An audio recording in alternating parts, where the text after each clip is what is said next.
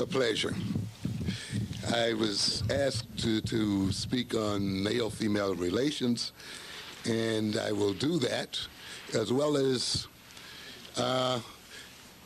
deal with some other issues related to the survival and the advancement of the black community. I'd like also to invite you down in about 2 weeks to our new location. As the introducer indicated here, I am part owner of the Harlem Graphics Arts Center, a print center, copy center, center. We'll have quite a collection of books, both Afrocentric books and other general books. We are right at 125th Street, 5th Street near 7th Avenue. I would right down the street from the Apollo Theater on the same side. I'd like to see you come down. We are trying there not only to build a business, but to build an institution to serve as an example for the youth and others and adults of what can be done if black people work together. We recognize that it's necessary for us to build an economy to provide jobs for ourselves and for our children, and this is our first step in doing that. We recognize that we must get access to our own monies and use those monies to our advantage as people. And that's what Harlem Graphic Arts is about. We will also give courses there that will provide education that is relevant to the black community as well. So I hope when you're down in that part of the woods, you'll come by and see us. We'll be happy to see you. Now, we're going to talk a bit about man-woman relations. The thing that we have to recognize, of course, is that the relationship between men and women, or between a man and a woman, is not an isolated situation. That the way you love one another, the way you love your girlfriends, your boyfriends, your husbands, your wives, your children, is rooted in a political, social system. Love, it just does not flow out of your heart. You know, and it's just not natural like we tend to think of it as being. It is influenced by your own experience as an individual, as well as by your experience as a people. One of the reasons why I wrote the book, The Developmental Psychology of the Black Child, is the fact that I wanted to bring to people's attention that you just couldn't read a standard book on developmental psychology and apply what was found in that book to the black child. Because black people have a unique history. It is the history of the black child is not the history of the white child. The history of the black parent is not the history of the white parent. The political social position that black people are in this country is not the political social position of whites. The psychology of black people flows from the history and experience of black people. If you went into a psychologist's office, he would want, or she would want, to know your own personal history, because it is only through understanding your personal history as an individual that your behavior can be understood.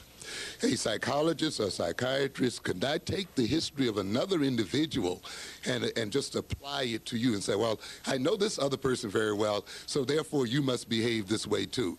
And the values they have and the ideas they have must be the same you have. The only difference between you and this other person is that they have a different color from you. That is not the way psychology is built, ladies and gentlemen. You can only be understood as an individual in terms of your own history and experience. When we talk about then the psychology of black people, we must understand that psychology in terms of the experience of our people.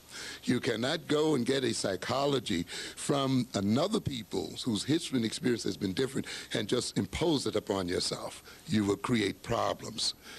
And therefore, I looked at the history and experience of black people and talked about psychology in those terms.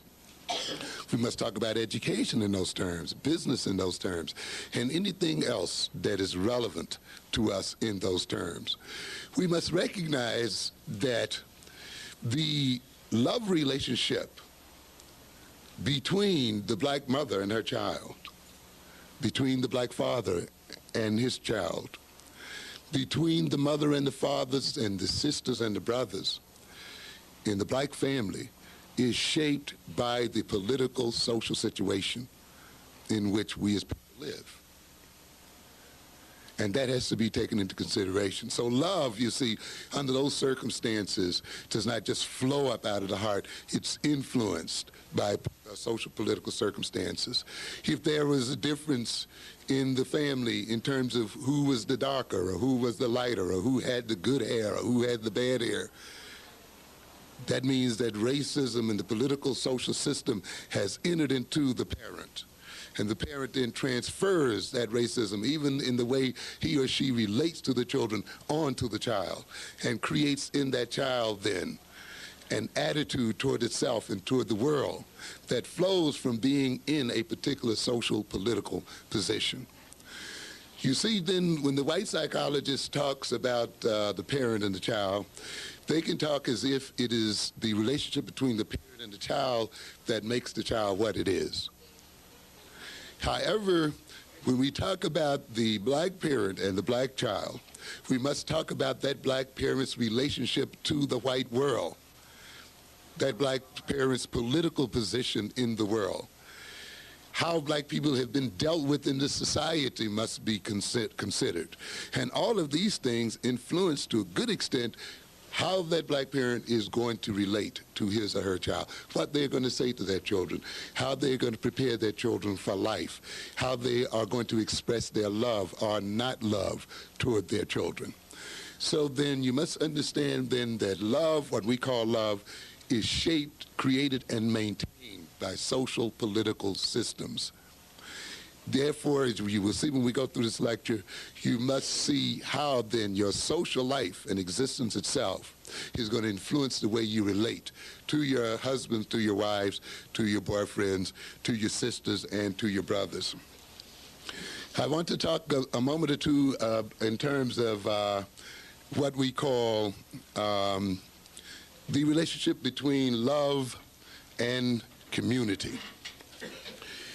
I want us to understand that love between a man and a woman, or between a parent and a child, thank you very much, is ultimately a gift to the community itself.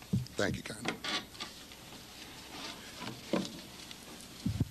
I have emphasized before that when you have a child, you just don't have a child for yourself. The child just does not belong to you as a mother or as a father. A child is born into a community of people. The child is a gift to the community because the child is not going to live in a world by itself. It's going to live in a community where it relates to other peoples. Its behavior is going to influence other people in the community. If it turns out to be a delinquent or crime-oriented, it's going to negatively affect the lives of the people. The community has to share in educating that child. The community has to share in supporting that child, feeding that child, providing jobs for that child, providing protection for that child. The community, if the child does not turn out well, has to provide rehabilitative services and supportive services and other kinds of services for that child. So then when a child is born, it is not only the responsibility of the parents who gave it birth, but it is also a community responsibility. And so consequently, when one has children, one must not only think in terms of how the child is going to relate purely to the mother or the father that gave it birth, but also how it is going to relate to the people itself. A child must ultimately grow up to contribute to the community's ability to support it and to support its family, to protect its interest. Because it is only with the community's support that the family and the child itself continues to survive. So we must keep in mind then that children are ultimately born to the community because they will influence the nature of the community. If the children that are born in the community are self-hating, as we will talk later on, or have problems with their identity, or self-control, or destructive and so forth, you will see a community that will fall apart, a community that is at odds with itself, a community that is divided, a community that by its very nature will continue to destroy other children and other people. The greatest gift that a parent can give to a community is the gift of beautiful, healthy children, well-behaved children, children who know themselves, who have a firm identity, and so forth, children who are able to love healthily and love in a righteous type of manner. So in a sense, you may not be great, or you may not be famous, or you whatever, but we all have the potential of being good parents. And that is a major contribution to the advancement of a community and to its survival. I say that also to say that love is a gift to the community as well. How well you love yourself as an individual. The sins of the first generation are visited now until the 14th generation. Often it will take sometimes 3 and 4 or more generations for a family to live out the hate between a mother and a father. The children get it, their children get it, their children's children get it, and it can go right on before it's finally worked through. The children's reactions to poor love relations between mothers and fathers can lead to their own personal problems, their own interpersonal problems with other people as well. Those problems sweep out into the community. Children suffering from a feeling of a lack of love from their own parents may then deal with that by becoming delinquent in their behavior, by not reaching their own potentials, by not functioning in schools the way they should, by themselves getting into trouble, by themselves becoming impregnated at a too early age, and so forth. And this in itself affects community services, community resources, the kind of community that the individual lives in. So when we love as men and women, as sisters and brothers, this love also is rooted in community and is necessary for community functioning. Love, romantic love or whatever love, is not a selfish undertaking. And it should not be perceived as something just between you and your partner. It moves beyond that. It's going to influence more people than just you and your partner. It's going to influence the community itself. And consequently, then, the community has a right to concern itself with the so-called nature of love. Love, along with the related concepts such as oneness, and we see people wanting to get a sense of oneness when they're in love, unity, uniting, being together, identity, identifying, becoming one with the person you love. It becomes interesting. We talk about love in terms of blood relations. And yet the person you marry is really not your blood relation in actuality. But yet somehow that love, if it's right, becomes as strong or sometimes even stronger than blood relations, you see. So because love tends, as we see it in this culture, to unite and bring about identity between two or more people that goes beyond their biological relatedness, that often is stronger than their biological relatedness. Love, along with commitment, caring and sharing, belonging, relatedness, commonality, having things in common, is that which creates a community. is that which supports a community and maintains a community. So then the thing that keeps a community together is, of course, the nature of love that inheres in its families and between its families. And ultimately, the nature of love that is put out toward the community itself and toward one's people. And all of this influences the nature of romantic love. When you want to destroy a community, when you want to destroy a people, as we will talk a bit about later on, you destroy the nature of their romantic love, destroy their ability to love one another in a healthy sort of way. And we will see. When you see and you think about the problems we have as people and as individuals in loving each other romantically, you must recognize in good part that problem and those problems have been set up by a political social system. Because we shall see that love, the love that we have for one another, is the greatest threat to the people who rule over us. And it is necessary for those people who rule over us and who rule over African people the world over, if those people are to stay in power, they must destroy our ability to love each other in a healthy sort of way. This is why, even if you're concerned with your individual love for your boyfriend or your husband, you cannot separate that love from what is going on in the world, politically and socially, because the nature of that love is defined by the political, social circumstances.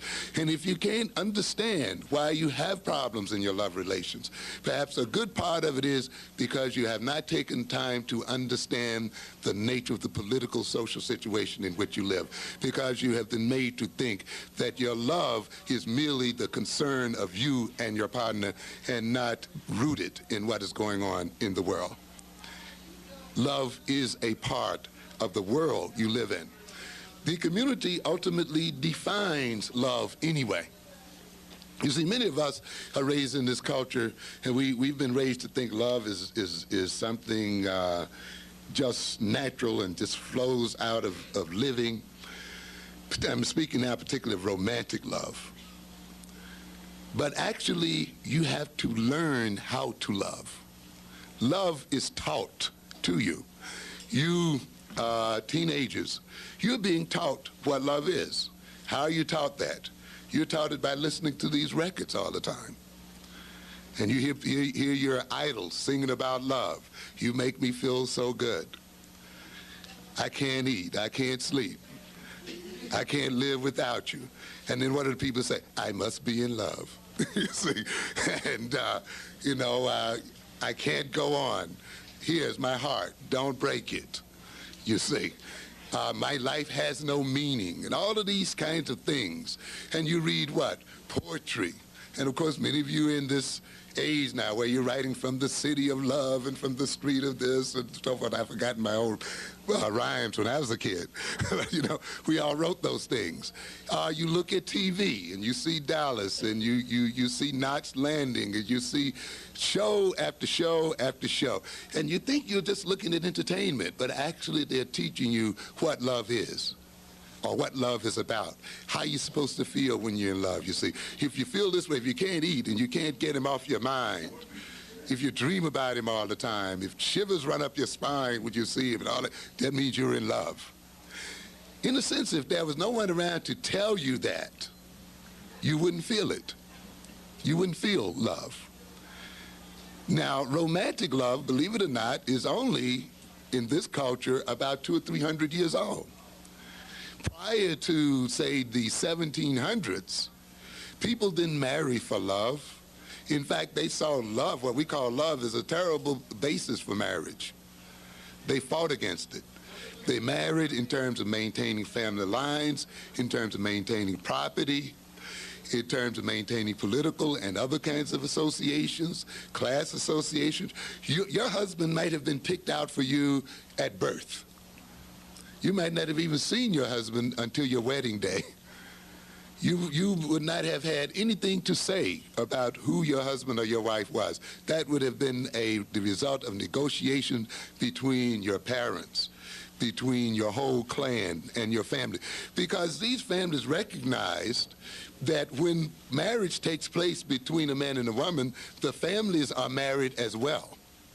That you don't marry just an individual, you marry into a family, you see. And consequently, it was the family that came first in determining marriage and marital relations. Now, this sounds very harsh to us today because we've been brought up with this other concept of marriage, that is, you marry who you love. But we can trace the history of marriage based on romantic love.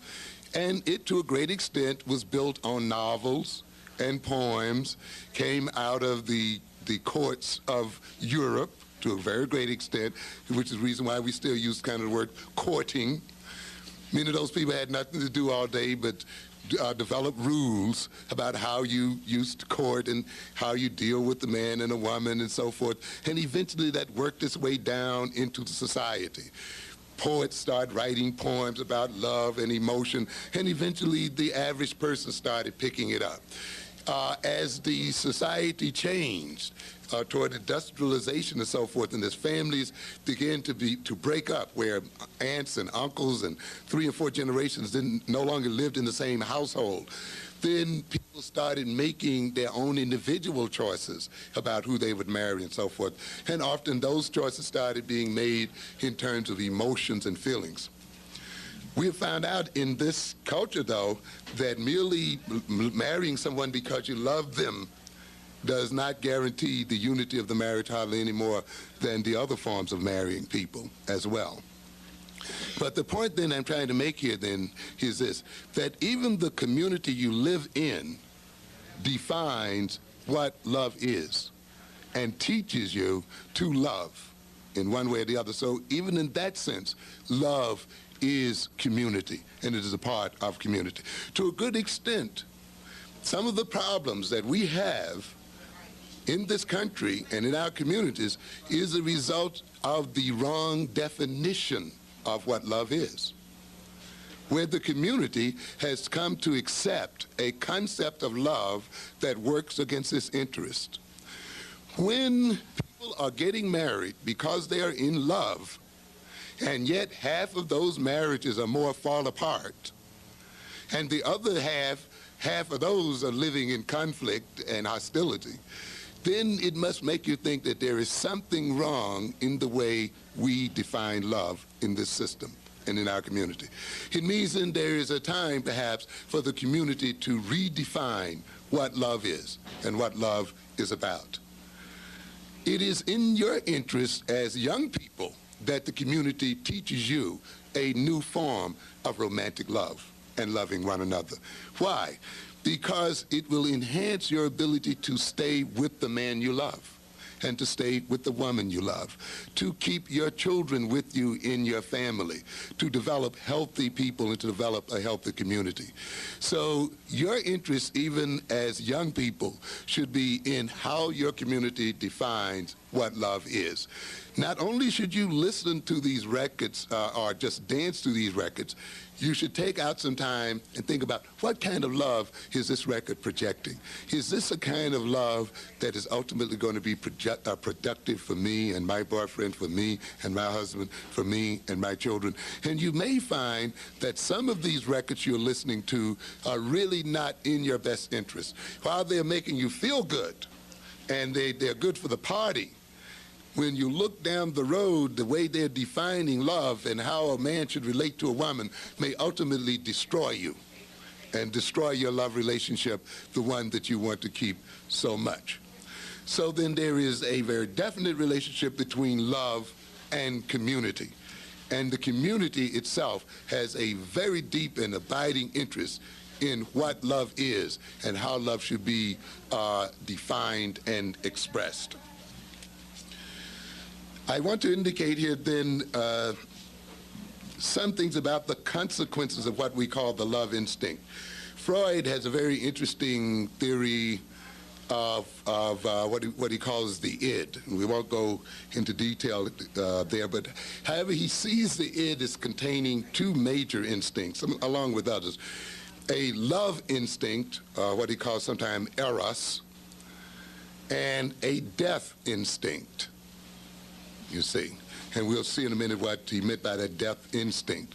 And it's a very paradoxical kind of theory once you think of it, particularly about the death instinct, the idea that people also have an instinct that moves them toward death as well. But when you get a little chance for some heavy thinking, I think you might see it's not as paradoxical as it sounds. In a sense, we are born to die, and in a sense, we die from living. So death is almost a side effect of living. So they are kind of intrinsically related, one to the other. But love, let's look at the love instinct and how that instinct is expressed. Certainly, it's expressed sexually, and certainly it's expressed in terms of reproduction. So love and sexuality are closely related because they lead to the maintenance of the species and the reproduction of the species. Love involves the preservation of oneself. If you love yourself, you love your body, you love who you are, you love your family, you love your man, you love your woman, you love your community, you want to preserve those things. You want to see them grow and develop. And this is, of course, what the love instinct does. It not only, though, preserves the self, it preserves others. You want to preserve the people that you love. The love instinct expresses itself in procreation, in the giving of birth, in reproducing. This is how, of course, we maintain the life of the group itself. Love also is involved in growth, because life is about growth. It is about development. It is about transcendence. It is about enhancement. It is about fulfilling one's potential. The child, the little baby, is filled with potential. It is born a few inches long, but it has the potential to grow feet long, you see. It's born then at a certain level of mental activity, and yet there's a potential of great intellectual growth, social growth, psychological growth, and all types of growth.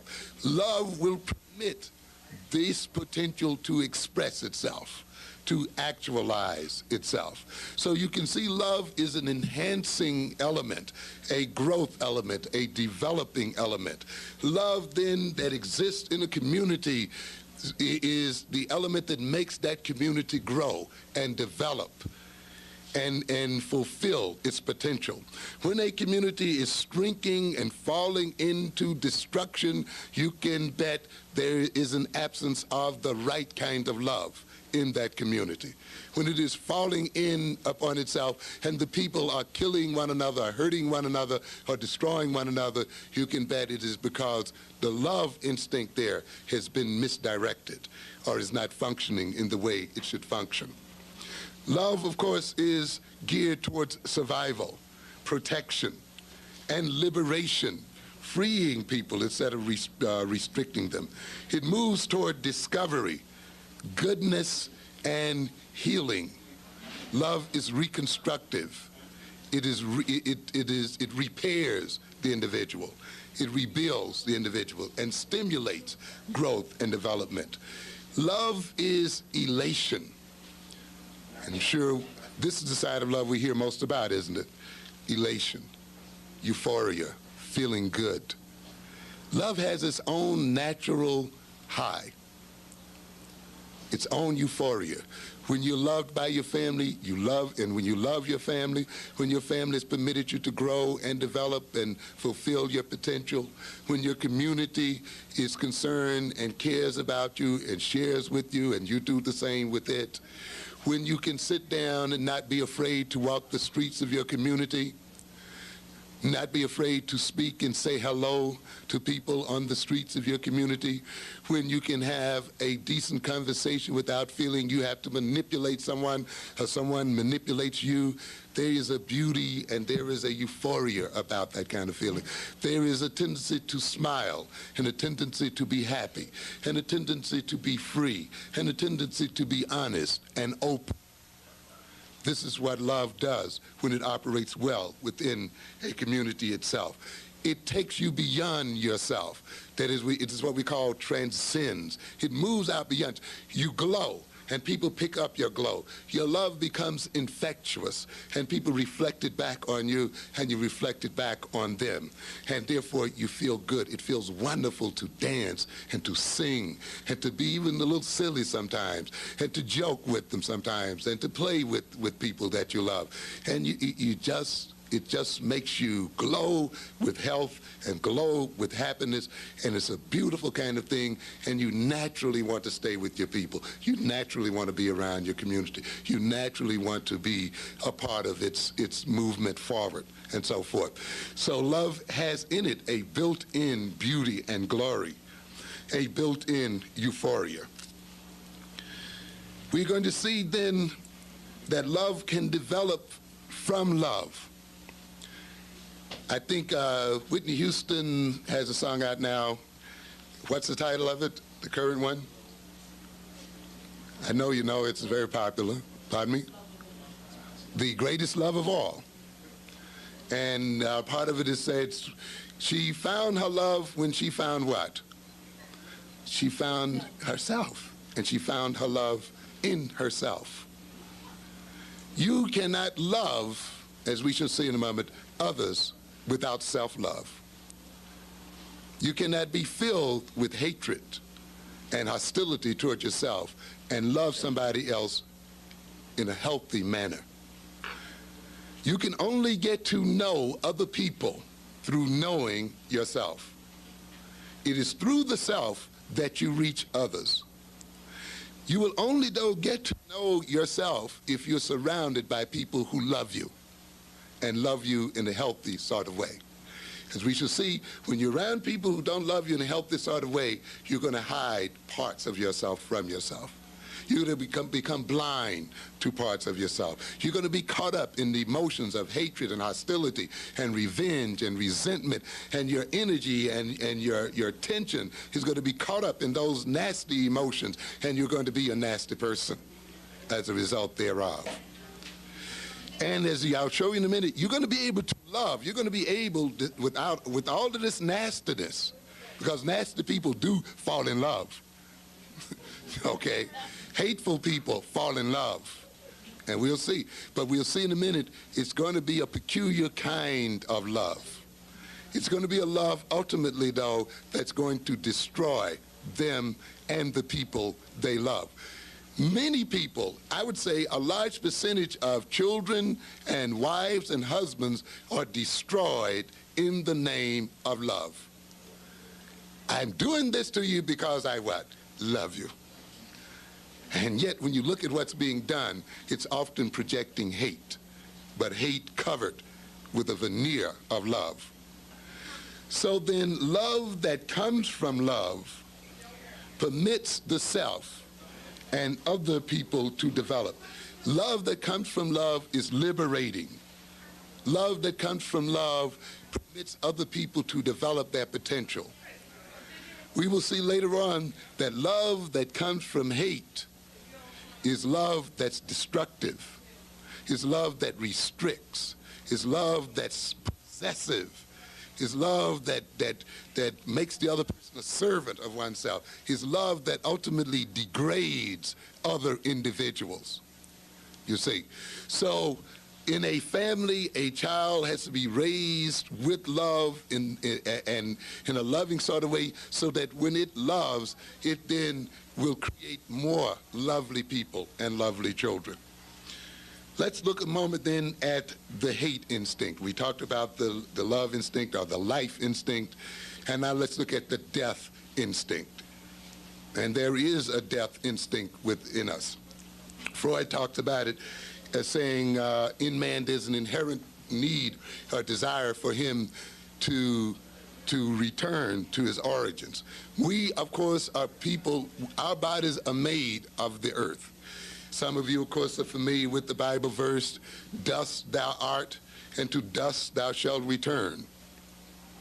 And so he builds his philosophy to a degree by saying then, ultimately, the end point of life is a returning back to the earth itself. And of course, there are philosophical issues that this implies. But I think what is more interesting is how the death instinct is expressed. We saw earlier that the love instinct is expressed in many different ways. So is the death instinct. Let's look at some of the consequences. The death instinct expresses itself in terms of hate. That's an expression of death. When you hate somebody, you also often want to do what? You want to kill them. You want to destroy them, hurt them, make them feel pain. So death comes through you onto the other individual. You see, resentment is an expression of the death instinct.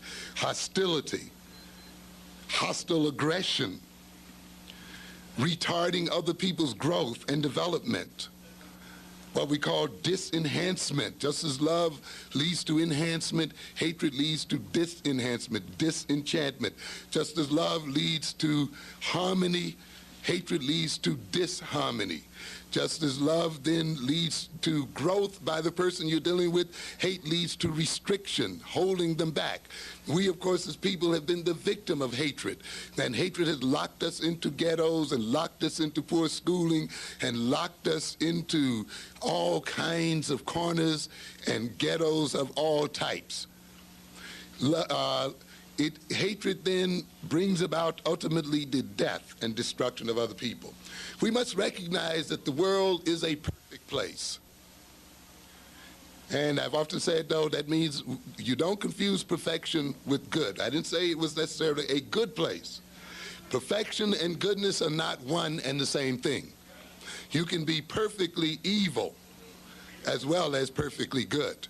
Perfection has to do with the precision of a thing, the precision of relations, the lawfulness between a cause and an effect. It talks about then, when you talk about perfection, you're saying surely this thing is always followed by that thing. Now then, the point I'm trying to get at here then is this. If you have hate in your heart, if you have resentment in your heart, if you have anger and fear in your heart and hostility in your heart, the law of perfection says you are going to create a world that is destructive. You cannot have these emotions in yourself and not produce a destructive kind of world. This, of course, was what Jesus was talking about when he talked about the gospel. Gospel implying what? Good news. When he talks about love thy neighbor as thyself. Greet your enemy with what? Love. Because it is love what? God before all else. Be filled with the love of God. And to be filled with God is to be filled with love. And therefore, a nation of godly people is not a nation that is racist, is not a nation that kills and destroys the earth and kills and destroys its people. You cannot have war, death, and destruction where true and righteous love exists between people. And what Christ was trying to get at then was this. If we could come to love others as we love ourselves, if we could come, and notice it says, as ourselves, which means we love ourselves as well, and it is through the process of loving oneself deeply that we love other people deeply as well. Out of that then becomes a world filled with love, and the kingdom of God comes to earth itself. In a world, though, filled with hate and resentment and anger, you're going to get a world then filled with war, murder, death, suicide, robbery, rape, violence, and all the kinds of things we see so much about in the everyday news. This is one of the reasons why you know that this nation is not a Christian nation. You got people who go to church. The Christian so-called religion is the predominant religion, but the people are not filled with Christianity by any stretch of the imagination, ladies and gentlemen. If this country was a true Christian country, we wouldn't even be here talking about black men and black women love and all that kind of thing, would we? We wouldn't be talking about our problems as a what? As a race and as a people. Because that kind of problem would not exist with people who truly love and had the love of God within them. But it is because we don't have that love that we have the kinds of problems we have today. This is why ultimately Jesus and the other prophets can predict the end of the world as being one of death and war, because ultimately people filled with love and egotism and false pride and the other kinds of things are going to bring war and death upon themselves. And this is, of course, is what we see today. Reagan has no love, no righteous love. Gorbachev has no righteous love. People with righteous love cannot make guns and weapons that threaten to destroy the whole of the human race. These weapons come out of what? Hate, fear, anger, pride, resentment, and the other kinds of things. So then, when we express hatred and hostility, we are expressing the hate instinct. And when you see then that death instinct, the hate instinct being expressed, you see then ultimately it leads to the destruction of something. It can lead to the destruction of the buildings you live in. You hate the landlord. You hate the people who live in it. You hate yourself, and then you destroy the buildings around you, destroy the people around you. Anything that gets your neighbor's goat, you do. You like to see them upset. You like to blow their cool. You like to do things to them out of this instinct. Well, some of us can take hate that is expressed against our enemies. So, hey, they deserve whatever they get, right? And they deserve death, or they deserve the pain that we put on them. But you know, there's one thing peculiar about the hate instinct and the death instinct. It's no respecter of persons. Your own death instinct can turn around against you as an individual. You not only can hate other people, but you can what? Hate yourself. And that hatred that destroys other people, that pains other people, that kills other people, that same hatred, when it's curved around toward you, it's not going to stop doing it, is it? It's going to do the same thing to you. It's going to turn right back around into self-destruction, suicide. In some instances, we say the person that commits suicide is the individual who really wanted to kill somebody else. But for some reason, they lacked the courage, or they didn't quite know who they wanted to kill, or what have you, and ultimately they turned then that instinct upon themselves. Hate then leads to self-alienation and self-destruction. It leads to depression. You know, when you're depressed, you talk about yourself. I am no good. I'm a low so-and-so and so. I don't deserve to live. I'm worthless. The same kind of thing that you tell another person when you hate them. You're low. You're this. You're a dirty dog. So forth. When you're in depression, often you'll do what? Turn it right back around on yourself. I don't deserve to live. When you hate somebody else, you say, you don't deserve to live, I'm going to kill you. Often then, when you're into self-hatred, you tell yourself the same thing. I hate myself. I don't deserve it. I could just die. I wish I would die. And often people will proceed to die and to kill themselves. It leads then to descendants, where the love instinct leads to transcendence and moving beyond the self. Often then the hate instinct moves to descendants and going into oneself to decadence. Hatred leads, it has its euphoria, but it's an unnatural euphoria. That is, you're going to get your kicks not from self-love and the loving of others, but from trying to deal with your own self-hatred. trying to escape your own self-hatred. You can only feel good when you've hurt somebody. You can only feel good when you've slandered someone, when you cut someone down, embarrassed them, conquered them, beat them in some kind of way. So you have some people, they get a euphoria from hate, but it is a euphoria that leads either to the destruction of themselves or the destruction of someone else. Or in dealing with that euphoria, then they have to go into drugs and alcohols and the other kinds of things as a way of getting a good feeling one way or the other, because hatred is not a good feeling, whether it's expressed outward ultimately or inward. It leads to sadism, the desire to hurt someone else and then get a pleasure from seeing them hurt. You have some people we call sadists, right? Whose only pleasure and sexual pleasure is putting someone else in pain. Often the rapist does not really want sex from the woman. And sometimes with the rapist you can say, well, here it is, you can have all you want. And at that point he loses his interest. He wants you to what?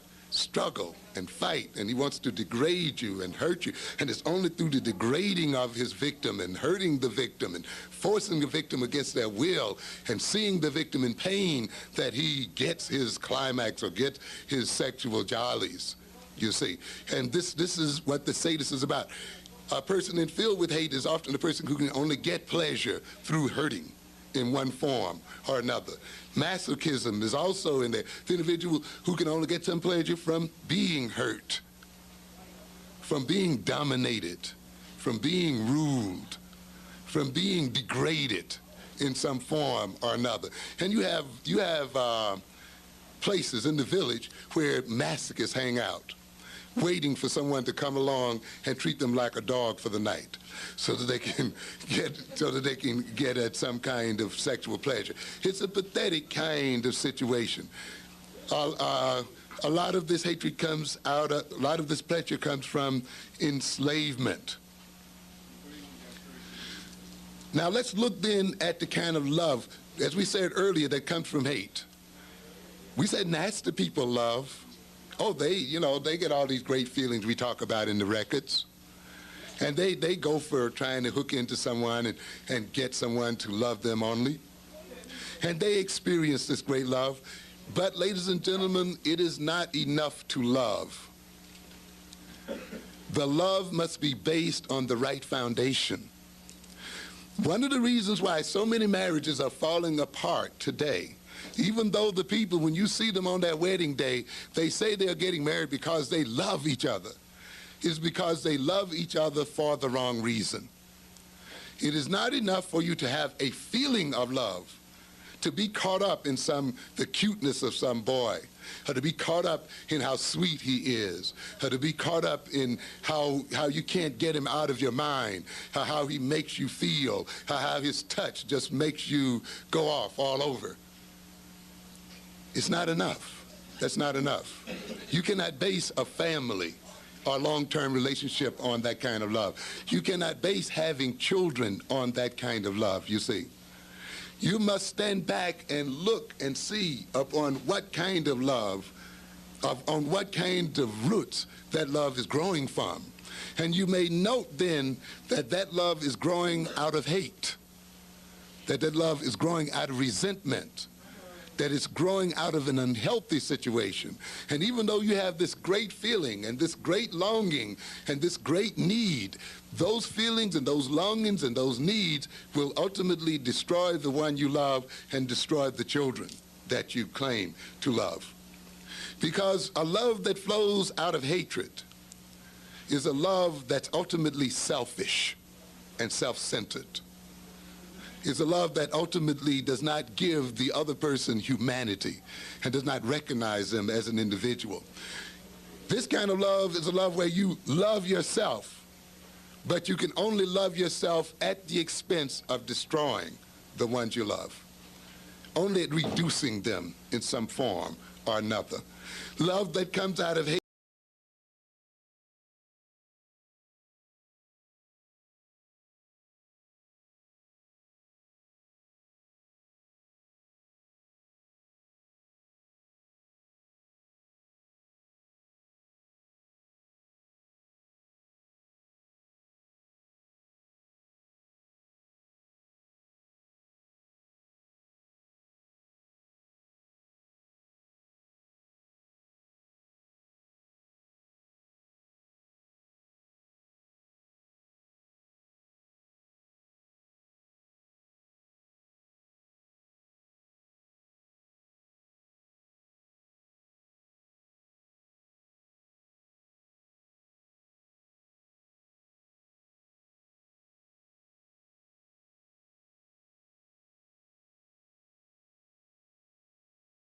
enemies, because often you pick them because they do not confront you with truth.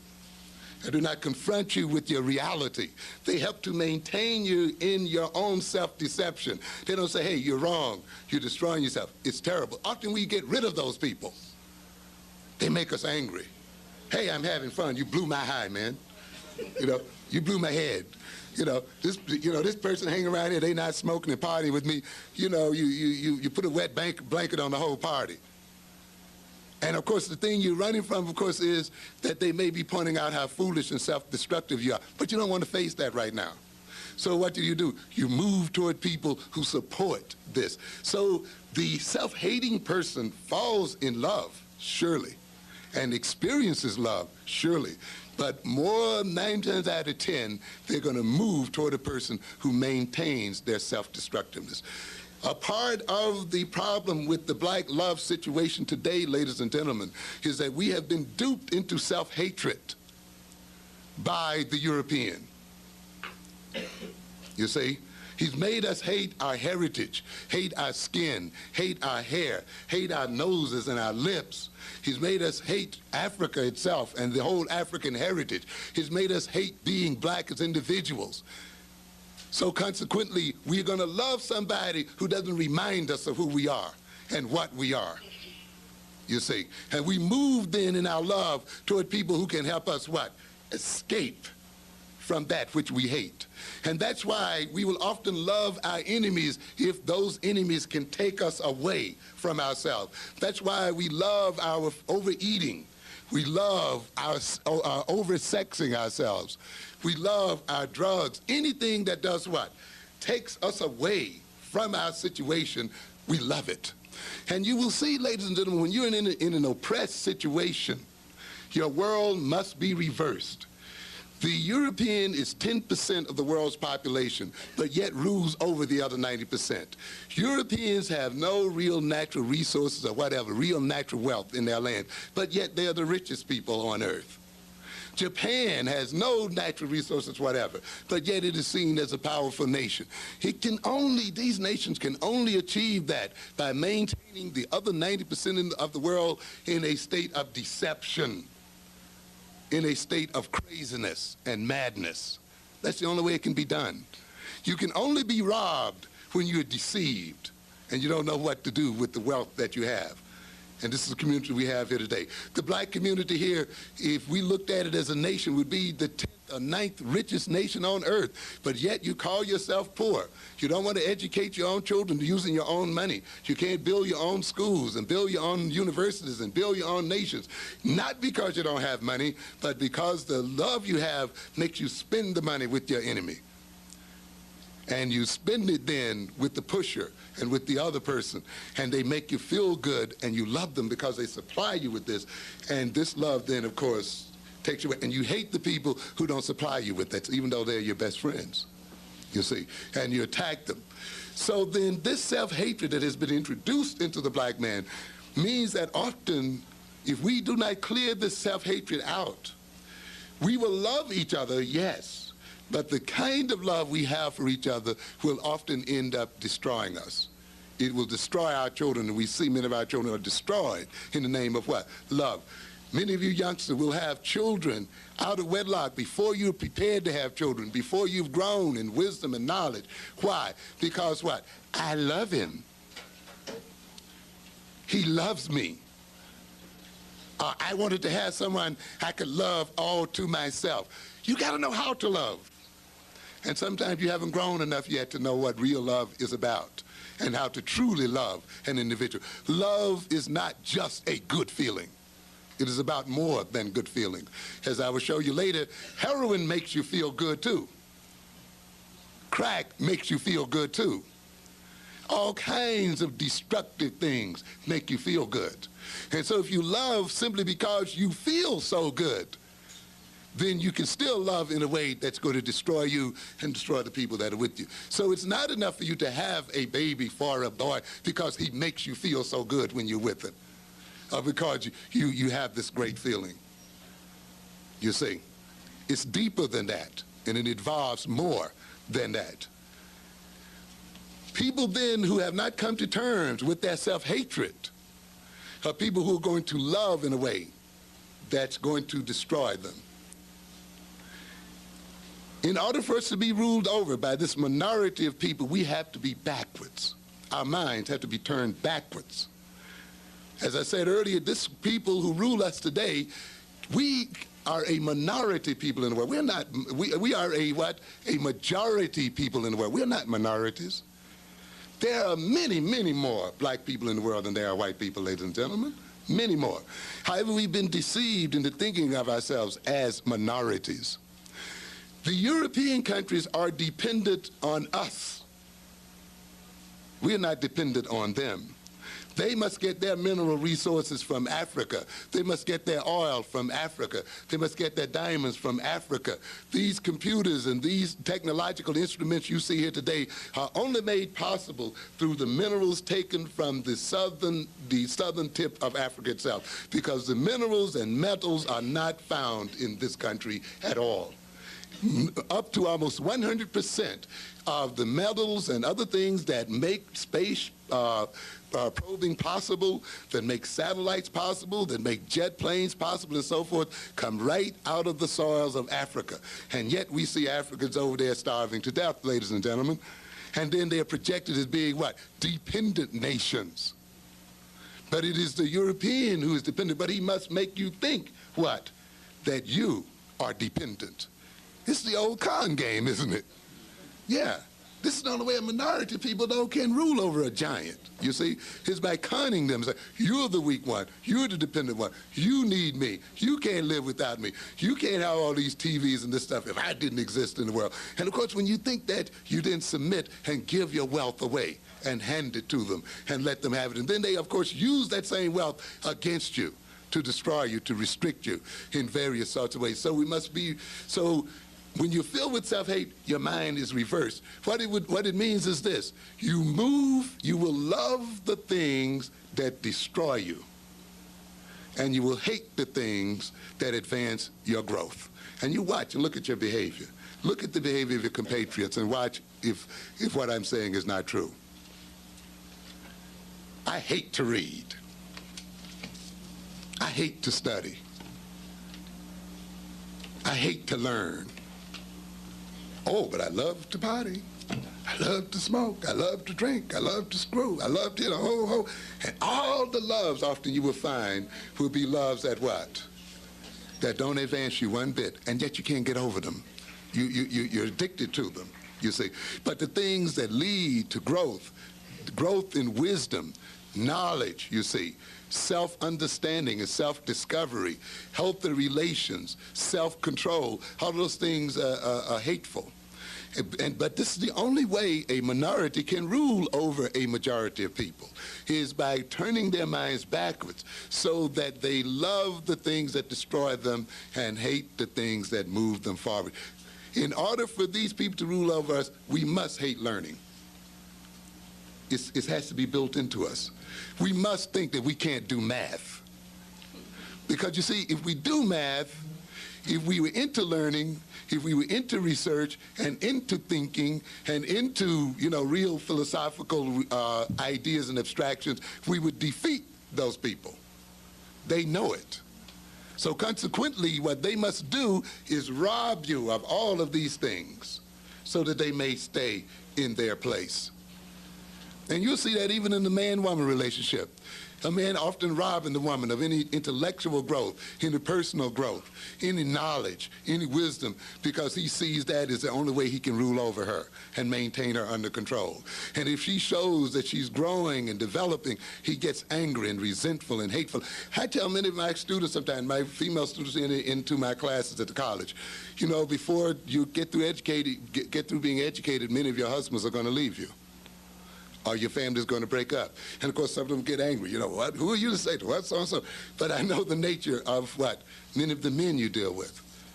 Jealousy. You're hanging out with those college boys. You see, or now you're getting too smart, or now you're trying to move past me.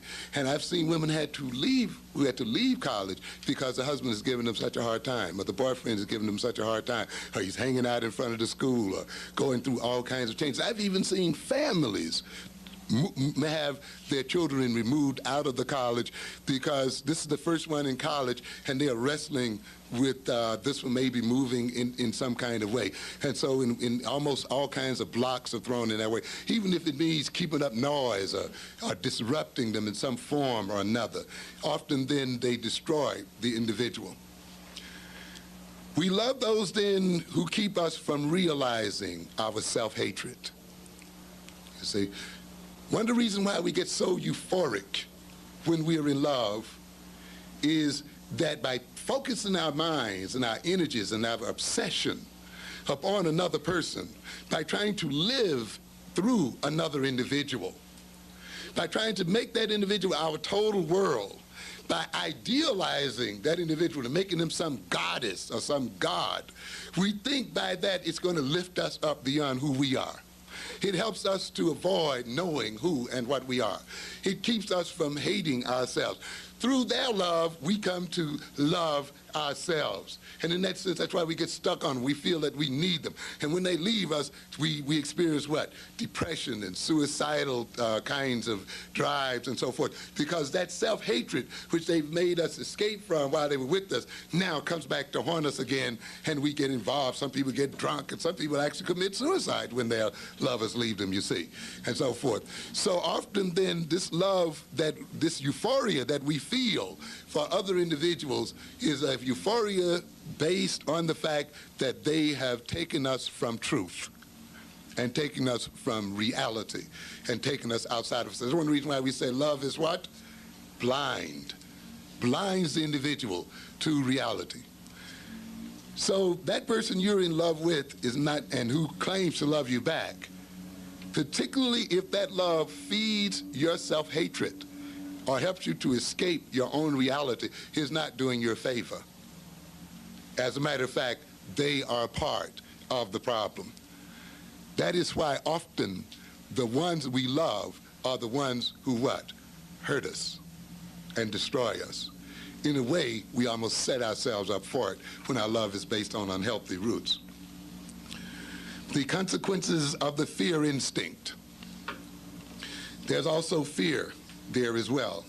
We often hate the things we fear. The love for our aggressors comes out of fear. What I mean by that, you know, a very peculiar thing happens. You ever ask yourself the question, the Europeans enslaved us.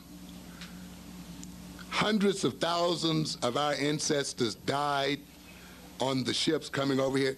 And some of you youngsters and others, when you have a chance to read about how the African was transported over to this country, if it doesn't fill you with hurt and tears, then of course I guess, I don't know, it's hard to describe what you would be. Take time and read this kind of situation where people had to go for weeks at a time with no headroom, with maybe about this much room between them and the floor where they could never stand up, where they laid down on the rough planks and the sea, as it moved the ship, rubbed the very skin and meat off their bones, where they had to lay in their own urination and their own defecation, where they were chained often to people who were dead next door to them and so forth.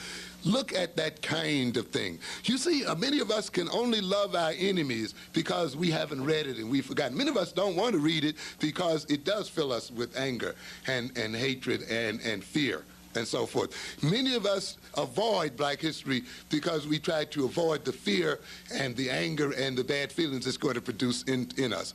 But when we avoid it, it also means that we avoid knowing ourselves and who we are as a people. Of course, the slavery is another adventure.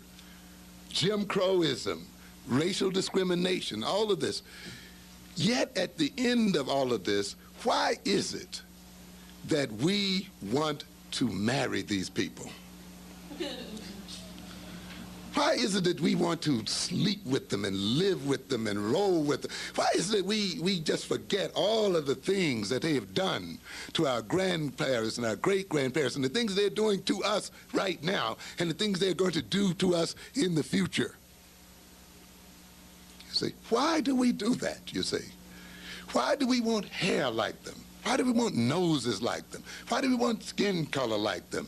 Why do we want to talk like them and walk like them and be like them after they have done all of this kind of stuff to us as a people? Why do we love them more than we love ourselves? Have you ever thought about that kind of issue? And yet this happens all the time. And it is a very standard thing in psychology. We call it love for the aggressor, identity with the aggressor, where one loves the one that persecutes them in an unhealthy sort of way and identifies with the person that persecutes them. This goes on in families. We don't have time to go into the psychological details of this, but this is a part of what Freud talked about when he talked about the Oedipus complex.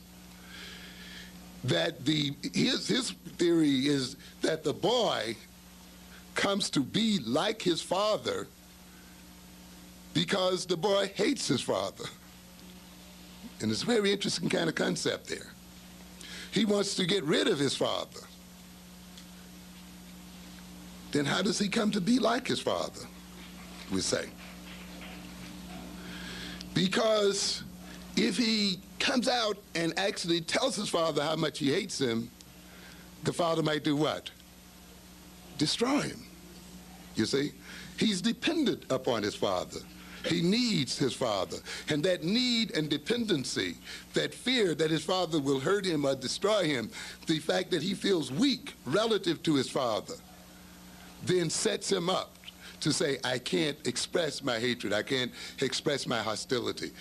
And yet this hostility is tearing me apart. This hatred is tearing me apart. How can I get rid of it? And he gets rid of it by saying, then, I'll do what my father says do. I'll be like my father.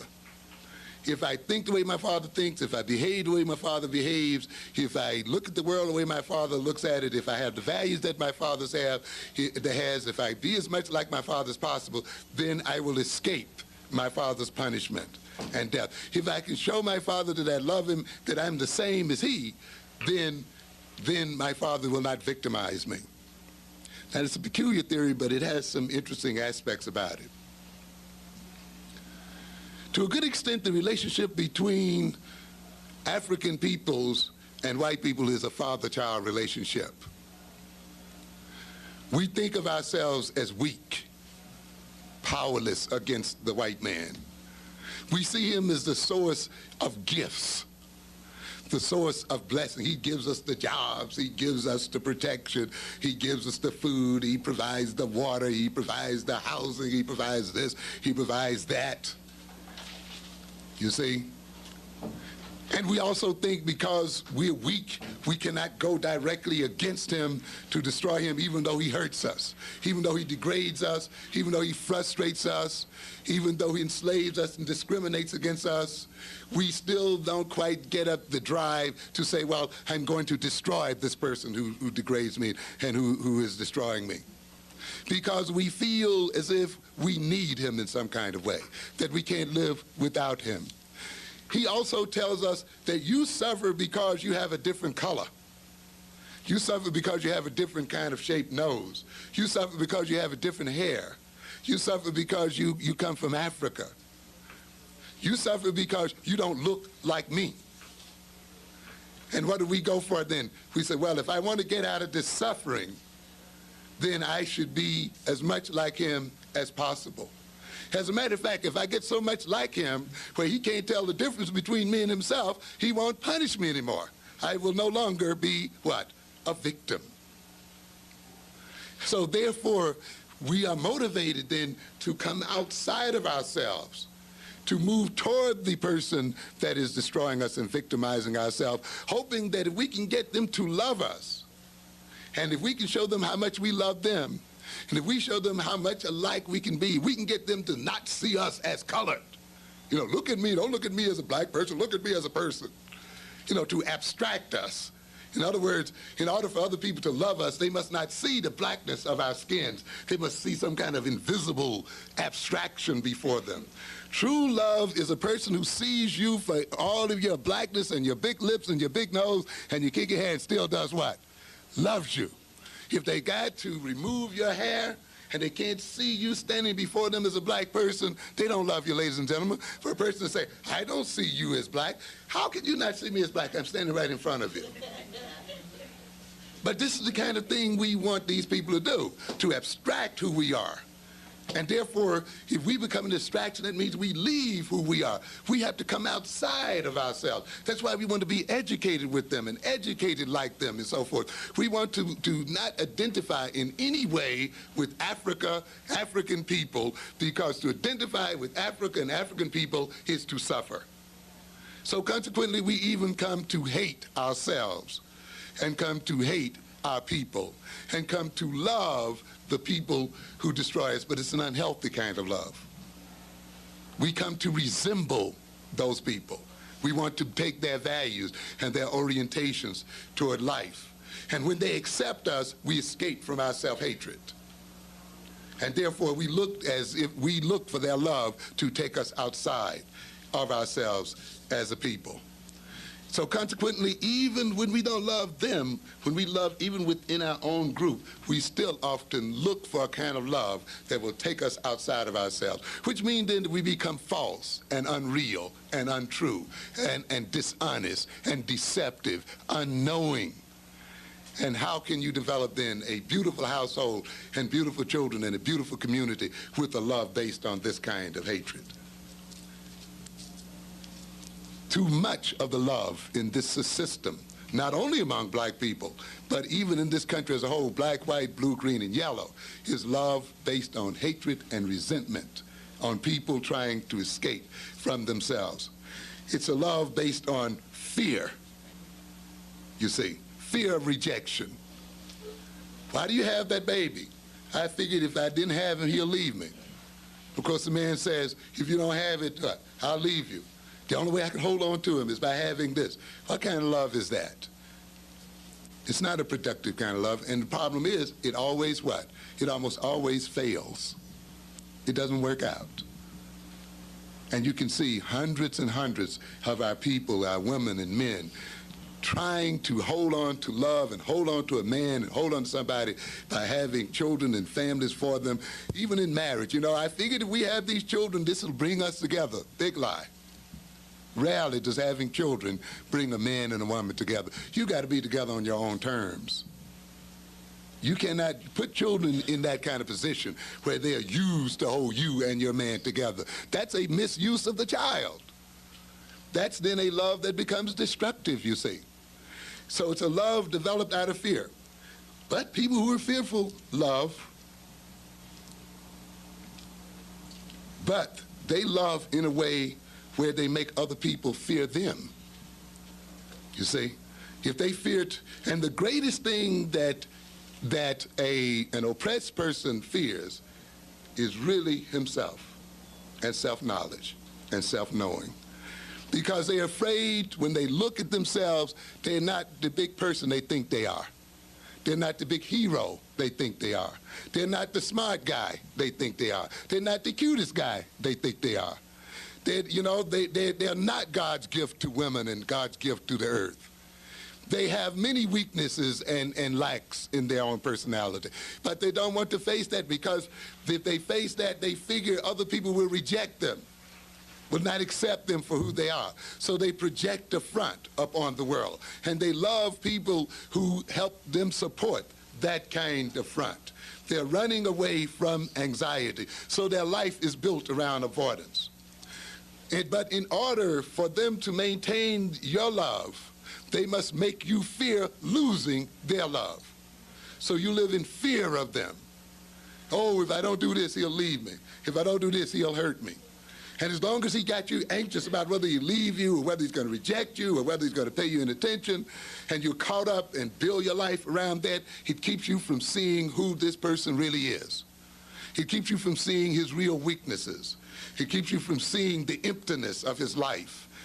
you see. And therefore he loves you to the degree that you're blind to who and what he is, and to the degree that you also cannot bring forth and let him see what he is about. And therefore these fearful people love too, but they love only by injecting fear into the ones they love. They terrorize their wives, they terrorize their children, they terrorize their neighborhoods, and they just terrorize people in general. People have a fear of suffering. A great part of the problems in this world is a fear of suffering. You know, we've grown a generation of people here who feel like there's something constitutionally wrong with suffering, you know? And I guess that may be this movement from the country to the city. You see, if you're born in the country like I, you learn how to suffer and bear it. You know, to get up at 4 o'clock in the morning before sunrise, and whether you feel like it or not, and get out there and do what has to be done, whether you feel like it or not, to solve your problems, to sit down and study, to do your work, whether you like it or not. Your liking it or not has nothing to do with it. But we got a generation here that says, if I don't like it, I have no right to do it. I have a right to be happy all the time. There should not be any suffering in my life at all. That's crazy and it's stupid. And people who try to escape suffering and try to escape pain, because it is through pain and suffering that often you come to know yourself, and you come to grow, and you get strength, and you get character, and you know how to commit yourself to something and do something. But if you get caught up where you're going to escape all kinds of suffering, you're going to lead yourself into destruction, you see. Then you want to stay what? High all the time. You want to stay coked up and doped up and smoked up and liquored up and sexed up and all the other kind of ups, you see. But in the end, it keeps you out of school, it keeps you from learning, it keeps you from growing, it blinds you to yourself, it destroys your families. You got to steal from them, you got to rob somebody, you got to mug somebody, you got to leave your children starving on the floor, you got to leave your wife and the whole bit, because you can't stand what? Suffering. You can't take a little what? Pain. You fear it. You're not a man, you're a child when you fear pain, when you fear suffering, when you fear doing something even though you don't always feel like doing it. That's childish. And yet then many of us, because we have suffered, we figure we have a right now to live happy, you know, forever after.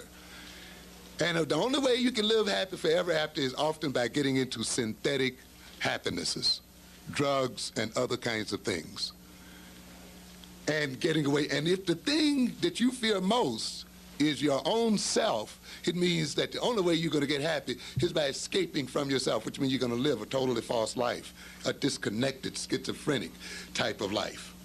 So then the ultimate fear then is a fear of self-knowledge. You love someone who helps to maintain your self-unknowing, who keeps you out of yourself. Don't talk about that African stuff. Hey, I would go with that dude, but he's always talking about black people, always talking about Africa. He's into that 1960s stuff. You know, a lot of us like to view people who are dealing with the problems and issues of black people as in the 1960s. I'm talking about now. That wasn't my problem. I wasn't back there then. You have not escaped it, ladies and gentlemen. I don't care how young you are. You can be a babe in arms. The history of your people is with you right at this moment. In fact, that very attitude is the result of the history of your people. When you have it, it means you have been had. You have been suckered and made a chump, because you're set up now to destroy yourself as a people. And out of that then comes a fear of women and fear of men, and ultimately a fear of intimacy. Why do people, a good part of love, you see, involves opening yourself up to somebody, letting them see your weaknesses. No, I'm not all Mr. Man. I'm not all Mr. Right. I tell you in a minute, I'm no saint, okay? I have all kinds of flaws and weaknesses. But there are some people who feel that they have to project this image of what? Perfection, saintliness. I'm the greatest. And some of you now got these foolish rap songs. I'm the king of the world, and I can do this and that. I can... And notice it. It's the weakest, most powerless, depressed, rundown people coming up with all of that hype and nonsense. And instead of actually being what they're saying, they're just ready to hear the bumps and the knocks and get off on that. And so that very hype, instead of motivating you to move forward and do something, is the very thing that maintains you right into, and listen to the lyrics, you know, and I'm Superman, and I'm the super lover, and and look at all the use often that's in it. You know, I'm going to do the girls, and I'm going to do the boy, and I can kick this and do that. And watch it. It's filled with unproductive kinds of behavior. But at the same time, it hypes people up, you see, in some kind of way. And at some of our concerts, we've seen people even fighting and struggling with each other at the very concerts where this kind of thing is happening. Even though I'll grant you, many of the rap lyrics do have positive things. So I'm making a generalization here, and I listen to the rap. Some of the rap is very good, and it's an excellent medium for getting across some good messages as well. So I'm not condemning the rappers. I'm condemning the kind of rap, though, that creates false pride and takes you outside of yourself and outside of your reality and keeps you outside of it. Because some of you, those radios have grown to your ears. You can't get rid of it. Look at what Nakasone said about us the other day. The reason why America is behind, what, is because of the presence of blacks, Puerto Ricans, and Mexicans. And women don't, when I'm on TV, don't remember what I say. They only remember the color of my tie. These are the people, though, that you keep in business, and watch the arrogance come out of them. Still seeing us like what? Dogs and children. Hardly any of you with these radios can go to a black dealership and buy it. But yet you support Japan. You support it in every kind of way. And the premier of Japan shows you the contempt that he has for you. You give your money to every other group but yourself. You can't spend in your own grocery stores and your own supermarket and your own places, and then you complain about how the people treat you bad. But how can you be respected when you take your money and instead of spending it with your own people and supporting your own families and building your own economics and hiring your own children and making the system for yourself, how can you be respected? The people can see that you're a fool right along with that. You indicate what a fool you are. And then you want to be a fool, and yet you want somebody to act like you're not. They're doing you a service when they tell you that you're a fool. Nakasone it did people a service, because hopefully it woke some of us up to recognize that these Japanese don't think any more about us than these whites think about us. They're willing to take our money and willing to drive you crazy with this music that we listen to day in and day out that we can't live without. But at the same time, they don't think a damn thing about you. And what we want from them, an apology. No, don't worry about the apology. Think about what the thing says, you see. And this is the kind of love that, yet we love that radio. We love Panasonic. We love Sony. We love Mitsubishi. We love Japanese cars. We just, anything Japanese, we want it. And yet you don't even see the Japanese going crazy with that music, but driving other people crazy. And we love it so much until we don't say, hey, man, since you're selling us all these radios, why don't you give a dealership to black people so we can at least make some money off of it? You see, no, we're too busy wrapped up in the music. Your black people make over 60% of the money in the music industry is made by black people. And what do you look at? You're wrapped up in the stars. But stars come and go. Some of them get one hit and they're gone. Some of them a year or two and they're gone. Who gets the money, though, forever? It's the lawyers and the promoters and the other people you don't see up front. That the star gets only a few pennies from each record. It's the company itself that gets the real dust. But we don't want to be those people because we're caught up in the star. We're caught up in the stage action. We're caught up in the video. You are giving billions of dollars away to another people that you can give to yourself and to your children. But because you're caught up in the music, and the music takes you outside of who you are and what you are then robbed, and you wonder why you can't make it in the world. You see, because we're hung up into what? Good feelings and fear. So then when people are raised in fear and hatred and self-hatred, their love based on that self-hatred is going to be a love that's ultimately destructive. It means then that we want to escape intimacy. And yet, intimacy is a major part of love. Exposing oneself to being hurt. You see, many people, I can't love because what? I'm going to be hurt. I can't stand it. I can't stand being hurt. So either I want love, or else if I do fall in love, as the song goes, when I fall in love, it will be forever. That way I won't have to feel the pain if it leaves me. And so you drive a man crazy. You drive a woman crazy, because even when they spit in your face, you still cling on and hold on. Because you say, oh, it's raining. You say, why? Because you're afraid that you don't have enough strength and power to survive and be on your own. So then, often then, you don't want to reveal yourself and open yourself up, because you tend to think, if they really knew who I was, they wouldn't love me. You see? So then you cut yourself off and you love with a part of yourself. That leads to frigidity, that leads to impotence, that leads to unsatisfactory sexual relationships, that leads then to deception and dishonesty in your relationship with your boyfriend, in the relationship to your husband, in relationship to your wife, because you're afraid, and the man that says, well, if I let her know I'm weak, she'll take that weakness and manipulate me with it. Take advantage of me with it. And the woman says the same thing. So you have two people here who live in hypocrisy, one with the other. So consequently, we escape intimacy. These people then who love out of fear and hatred, then fear being self-revealing, because it makes them vulnerable. They also fear commitment, which is another part of love. To commit oneself to another person, to commit yourself to their protection and to sharing with them and caring for them, to put your resources at their disposal, to struggle to make life better for them and yourself.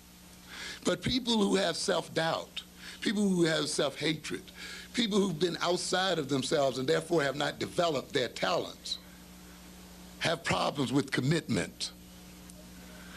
Because they want to appear often to be successful and powerful and great and filled with beauty and all this other kinds of stuff. And they feel if they make a commitment, then they will fail. They will be shown for what they really are. Their inability to provide for their families, their inability to protect their women, their inability to educate their children, their inability to provide for their community and their race and their group. So if you don't want to be embarrassed, if you don't want to be perceived as a failure, then you make no what? No commitments. You see? And therefore people who love out of fear, who love out of self-hatred, who love out of their inferiority complex, love people who don't demand anything from them, who don't require that they what? Commit themselves in some fashion or other. So you're going to find that you love this woman to the degree that what? She doesn't ask you for anything. But when she starts demanding your time, demanding your energy, demanding a bit of your commitment, all of a sudden that love what? Disappears.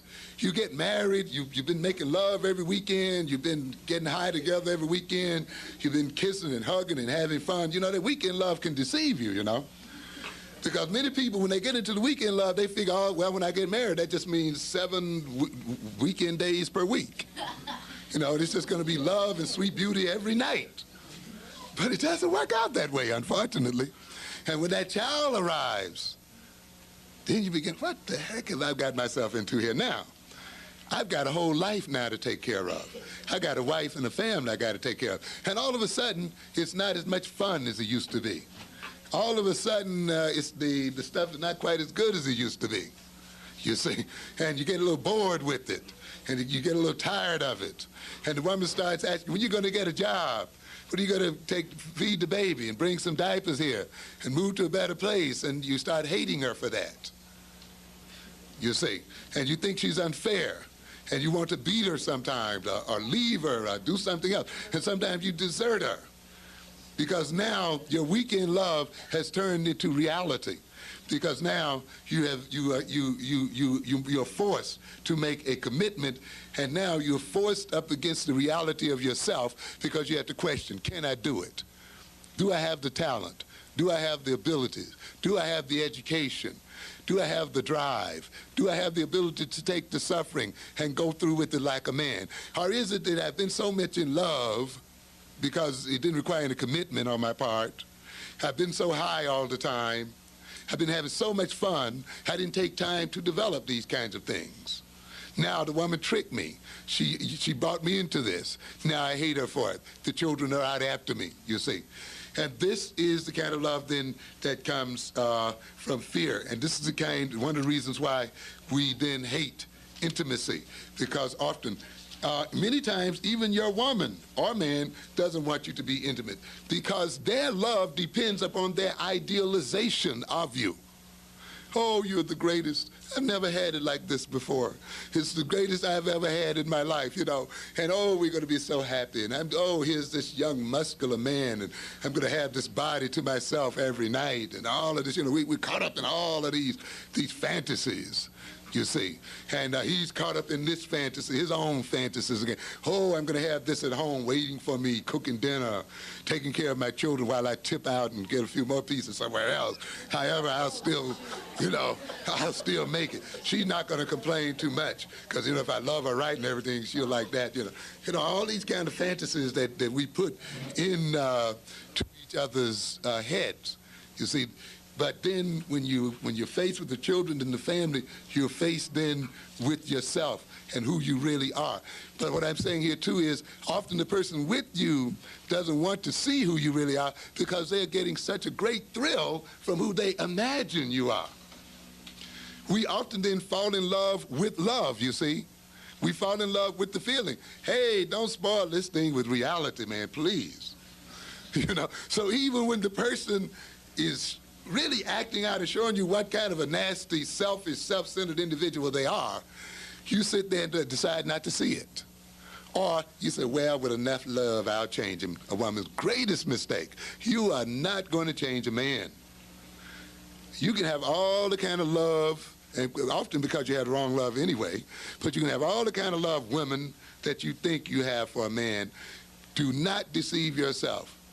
It is very, very difficult to change a man.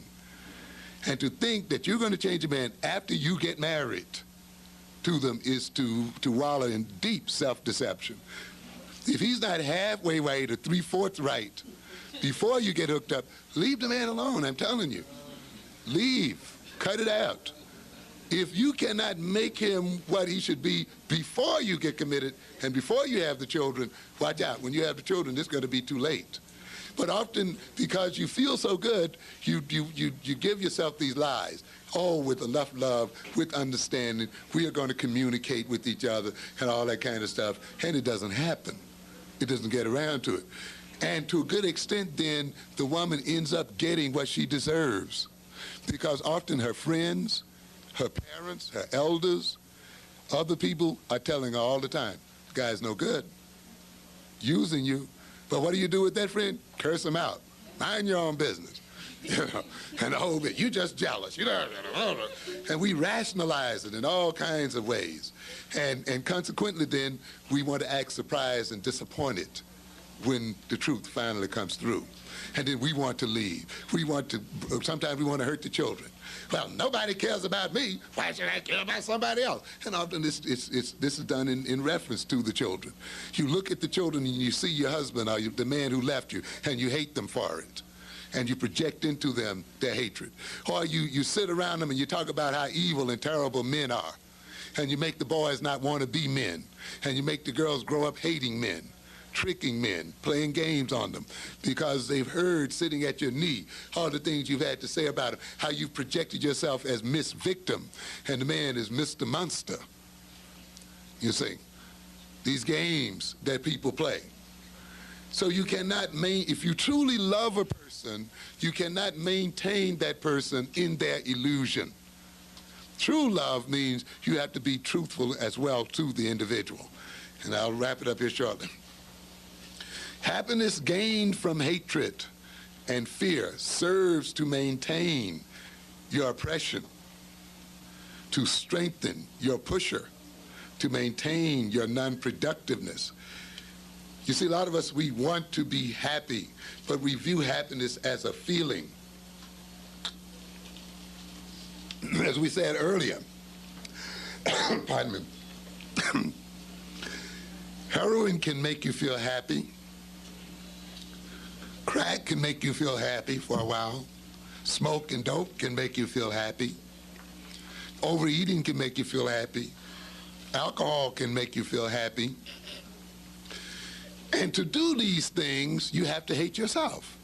To sit and watch yourself become enslaved to a drug, to watch yourself become degraded where you have to sell your body in order to get a few seconds high, to go through beggary, to have to rob, to have to steal in order to get a moment of what you call happiness, to take a man's abuse, to take his degradation, to get what you call a few moments of happiness, means ultimately then that you are serving that person.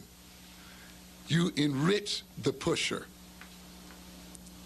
You enrich the people that oppress you. You give false pride to that man. When he misuses you and you put up with it, he grows in his pride and grows away from himself. He gains power through your own destruction and putting you down. It makes you unproductive as an individual. You get caught up then in trying to get this feeling.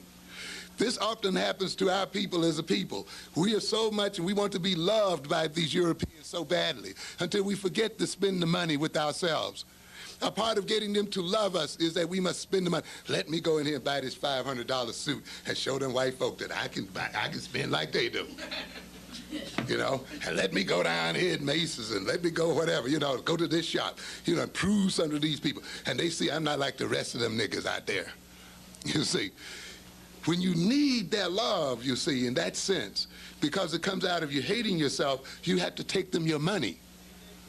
You see, you have to work for them, and whatever you produce has to be given back to them as a people. Basketball players, football players making millions of dollars have to end up giving it back to the other people, cannot give it to their own. You have to spend it with the other people because you want them to be nice. And they grin at you and pat you on your butt or talk about you in a very snide sort of way, at the same time reaching for your dollars. And later on, they're like Nakasona, they talk about you like a dog, and you wonder why. You get no respect. But love that grows out and happiness that is based on self-hatred is only a happiness that can lead to the strengthening of other individuals. It's time for us to have an Africa car, ladies and gentlemen. Not one built in Japan, but one built in Africa. And to build things coming from ourselves.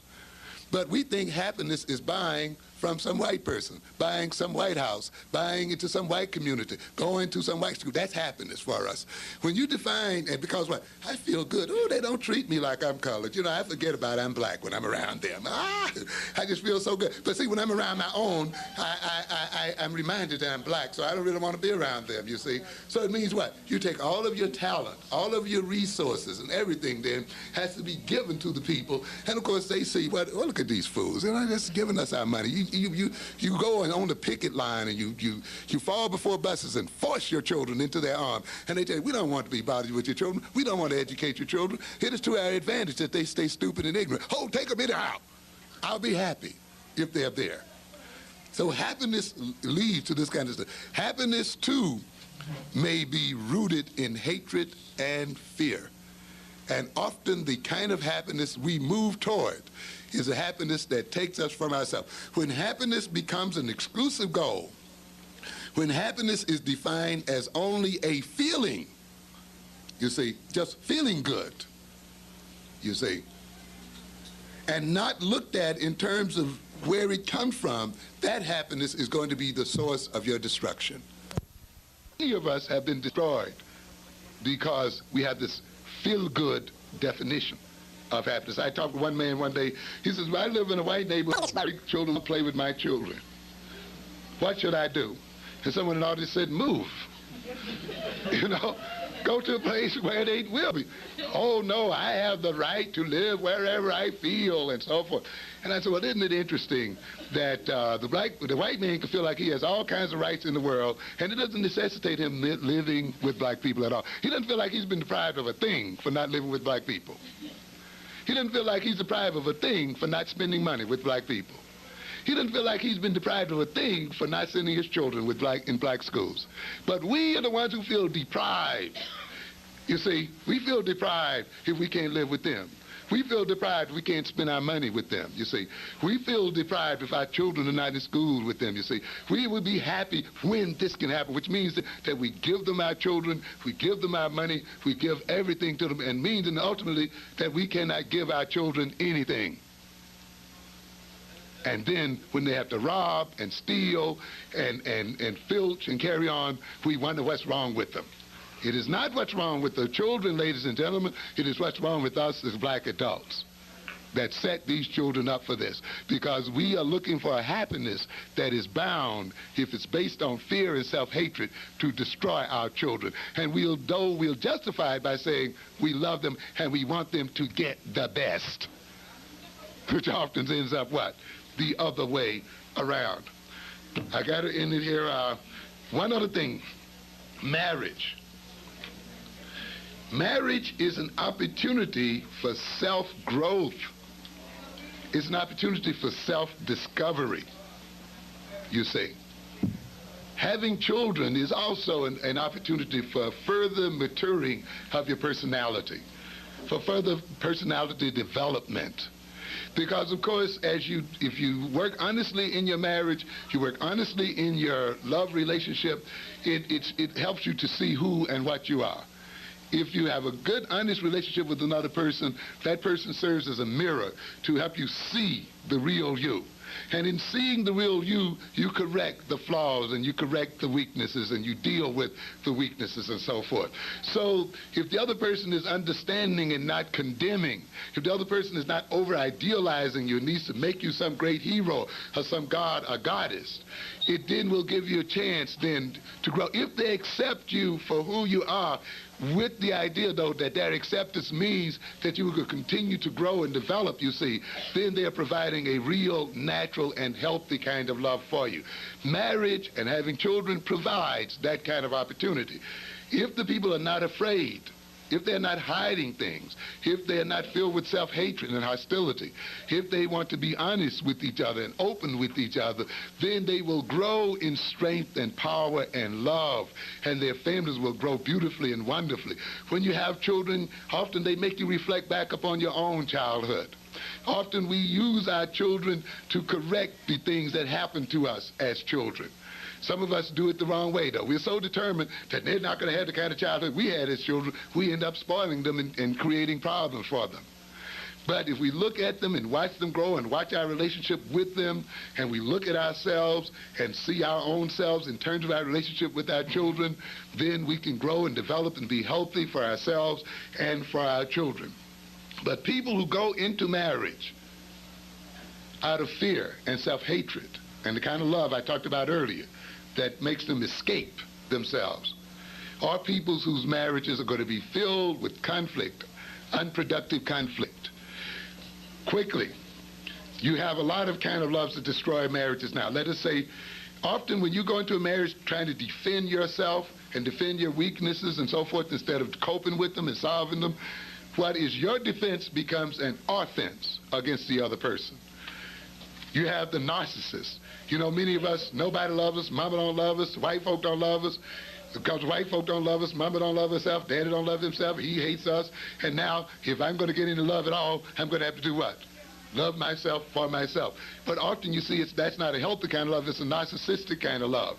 And many people move into that. This kind of love that many of our people have, by the way, because we've been made to feel inferior, and often the way we get over feeling inferior is by inflating who we are. And that's a part of the rap tradition you see in some people there. These people who really feel weak must project the image of what? Being superhuman, super lovers, beyond life itself, you know, beyond law, a law unto themselves, and everybody else is subordinate to them. as people. This narcissistic love. He can only love then, the love, narcissistic love is only possible if the other gives up their individuality and rights for the benefit of others. I've seen some African types, by the way, those who go into African tradition, also go in it with a narcissistic motivation. I am the African king. And the African woman is to support her man and not object to anything he says. And she gets identity totally through me. She must live for me. Her whole identity is with me. This is what the true African woman does. Doesn't save your marriage, I'm telling you. And many people holler. And I get people who are into Afrocentric tradition, ladies and gentlemen, who call me, who have problems with their marriages because they're trying to live some kind of mythical African concept. Or the woman is what? I'm the African queen, and my man is supposed to do this, is supposed to do that, and live for me, the whole bit. Unrealistic. Totally unrealistic. It's a narcissism. Often people jump. You see, to be Africanist in orientation is fine, but you got to be an Africanist also for the right reason. Many people have jumped into African nationalism and jumped into the African tradition, not out of true love, but out of reaction. The white people hate us, they never love us, so let's jump back and be African. If they did love us, I wouldn't have to be this, you see. So it's a reactionary kind of thing. And you see it then expressed sometimes even within a so-called African-oriented organization. Love is only, and the narcissistic woman, love is only possible if I can sacrifice myself for you. You know, I'll die for you. I'll, give up everything I have for you. And I'll live exclusively for you. And what's yours is mine, and so forth. You give up your own individuality. But a narcissist can only love somebody who gives up everything for themselves. And they can see love operating on this. Then we have the dependent types. I want to be cared for and protected. I've been robbed. A lot of us as black people love out of deprivation. We've been deprived of freedom. We've been deprived of housing. We've been deprived of schooling. We've been deprived of love. We've been deprived of this. And what are we going to do? We're going to find this man who's going to make up for all of our deprivations. You see, and we're so deprived, and of course the men are willing to oblige you until they get a piece, right? Oh, baby, I'm everything to you. When you love me, I'm going to be all the whole bit to you. And they'll go along with that for a while until it's enjoyed. Then after a while, though, that kind of love stops. You're everything to them. Ladies and gentlemen, another person cannot be everything to you. And the idea of moving towards somebody who's going to be everything to you is a sign of madness and craziness. But yet there's some people who are caught up in their needs so badly.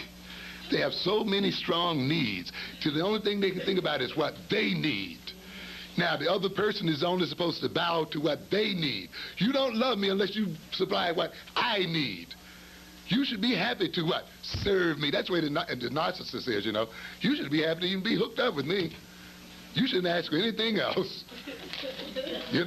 And some of us think that way. Oh, man, if I could only just hang out with him and love him, I'd be happy. I won't ask for nothing else. Crazy, but you will ask for something else in here. I want to be cared for. So many of us want to become children again, and many black women get into this thing. I want some man that can permit me to be like the white woman because that image is, she's cared for her husband, protected the white man, have all that. So I want this kind of man, but at least unrealistic kind of things, You must recognize your man is in bondage. He's got struggles on his hand. He is not going to supply you like a white man supplies his woman because his economic, social, and political reality is not that of a white man. And for you to hold those images, those old Dallas images in your head, and even those Bill Cosby images in your head, and even these other images in your head are often going to mislead you. Look at what is real and deal with what is real. We have that dependent type. It's the consumer type. I'm afraid to be a man. I'm afraid to be a woman, a father or a mother. So I need a mother and I need a father. So instead of you marrying a man and sharing equal with, you want to marry your daddy in disguise. Or you want a mama in disguise. In one way or another. You want to be taken care of. You want a sugar daddy. You want to be a baby for the rest of your life.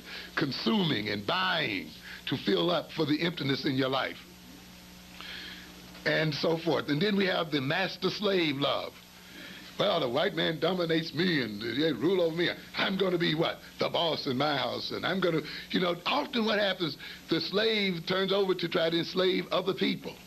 And so if he can't enslave the white man, he feels like a slave to the white man, he'll make sure one thing, his wife is going to be a slave to him.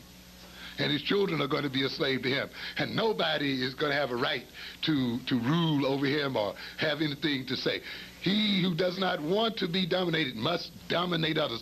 And he sees his wife as being independent, as having a mind of her own, as her attempt to dominate him, to rule him, to make him look bad.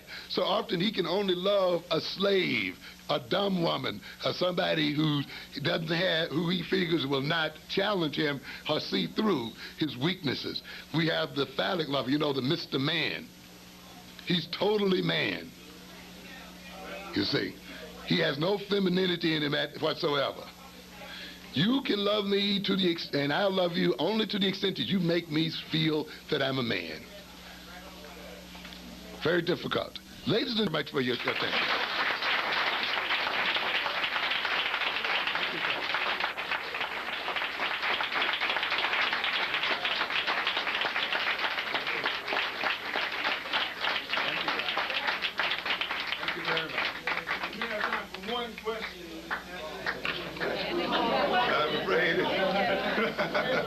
I'm afraid I've eaten up the question. Okay, have a seat. 1 second.